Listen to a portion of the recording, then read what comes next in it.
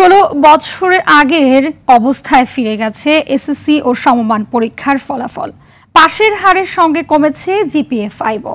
এই ফলাফলকেই বাস্তব ও প্রভাব মুক্ত মন্তব্য করে শিক্ষাবিদদের অভিমত, ভুল মূল্যায়ন পদ্ধতির মাধ্যমে ফ্যাসিস্ট সরকার শিক্ষা ব্যবস্থার চরম ক্ষতি করে গেছে।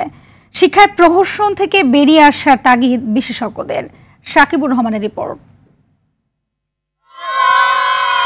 গেল কয়েক বছর ধরে এসএসসি ও সমমানের পরীক্ষায় শিক্ষার্থীদের পাস ও জিপিএ-5 হিড়িক পড়লেও 16 বছরের সেই রেজাল্টে এবার ভাটা পড়েছে। পাশের হার ফিরে গেছে 68.45%। একজনও পাশ করেনি এমন শিক্ষা প্রতিষ্ঠানের সংখ্যাও বেড়েছে। গতবার শূন্য পাশ করা প্রতিষ্ঠান ছিল 51টি, এবার যা 134টি। জিপিএ-5 কমেছে 43,000 আর ফেল করেছে 6,660,000 শিক্ষার্থী। শিক্ষাবিদদের মতে এতদিন ভুল মূল্যায়ন পদ্ধতিতে এবার লাগাম পড়েছে।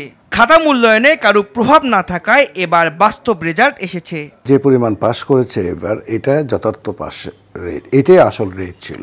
কিন্তু বিভিন্নভাবে আমরা ক্রেডিট নেওয়ার জন্য আমরা গ্রেস দিয়ে বিভিন্ন ধরনের নির্দেশনা দিয়ে বোর্ডগুলোকে খাতা মূল্যায়নের ক্ষেত্রে বিভিন্ন ধরনের রিকোয়েস্ট ছিল। এই সমস্ত কারণে আমরা একটা ইনফ্লেটেড আমরা সিজিপিএ-5 আমরা দেখেছি।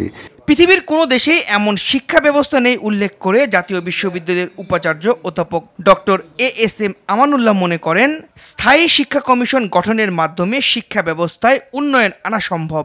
একবার এক এক ধরনের মডেল আমরা চালু করার চেষ্টা করেছি। যতগুলো শিক্ষা কমিশন হয়েছে, একটা শিক্ষা কমিশনের রিপোর্টও আমরা বাস্তবায়ন করতে পারিনি। বাচ্চাদেরকে নিয়ে আমরা একটা গবেষণাগার বানিয়েছি এখানে। এখন যে জায়গাটাতে আমরা আগের যে কারিকুলাম ছিল, সিলেবাস ছিল, সেই জায়গাটাতে আসি। এই জায়গাটাতে আমাদেরকে আরও একটু পরিবর্তন এবং পরিমার্জন করতে হবে। একটা স্থায়ী শিক্ষা কমিশন গঠন করা দরকার। সময়ে সময়ে তারা বসে এগুলোকে রিভাইজ করবে। পাশ ফেলকে বড় ইস্যু না ভেবে শিক্ষার্থীদের দক্ষতা অর্জনকে গুরুত্ব দেওয়ার তাগিদ বিশেষজ্ঞদের। সাকিবুর রহমান, RTV, ঢাকা।